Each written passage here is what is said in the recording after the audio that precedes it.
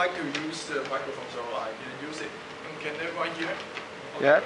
And as usual, today is good evening, Toastmasters. My name is Kevin, and today I'm Daniel Lee's evaluator. And as usual, let's have a quick review from Daniel's speech.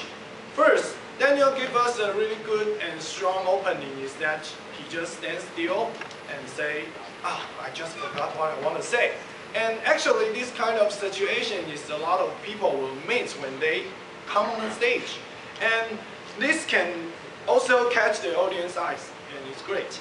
And in the second paragraph, he's just talking about the short-term and long-term memory, and also the way to remember something, like imagination, like voice, like nail, 酸钉法, and treatment.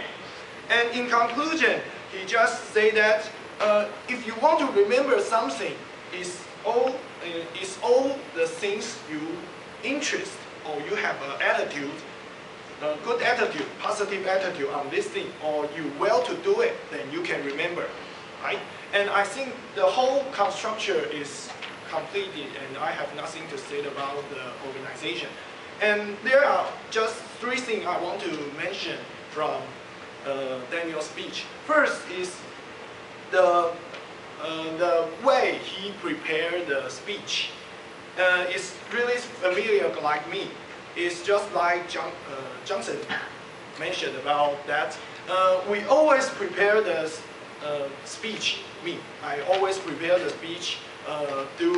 First, I will build out the structure, and then I will fit in some sentence, and all in all, I will become the conclusion at the end.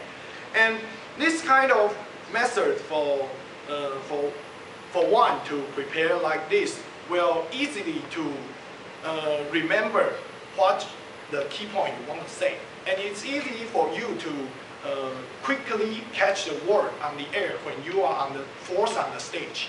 And I think it's also the way is unlike others. You will write down the script word by word. I didn't say it's not good, but actually you will lose an opportunity to catch important things or important reply from your audience. For example, maybe I deliver my speech and some audience have some response to me. And then if I just remember my script word by word, and I just keep going my speech. And if you just remember the key point, sometimes you can reply to your audience. And I think you will make audience have a more impression on you. And second is, this kind of speech, like Daniel said, is a kind of explaining speech. And not like David's speech have a core thing. He just have a lot of examples to support it. But for Daniel's speech, you have to explain a lot of things. And I think this kind of speech, you should use a lot of tools for you to support you. And then, because sometimes audience, because it's C10 speech, you have 10 minutes to deliver your speech. Sometimes it may be too long for an audience to focus on you. So if you have some maybe PowerPoint, or you can, if you remember on the 4th floor studio room, we have the whiteboard. You can write it down. And I think it's more great for you to deliver this kind of speech.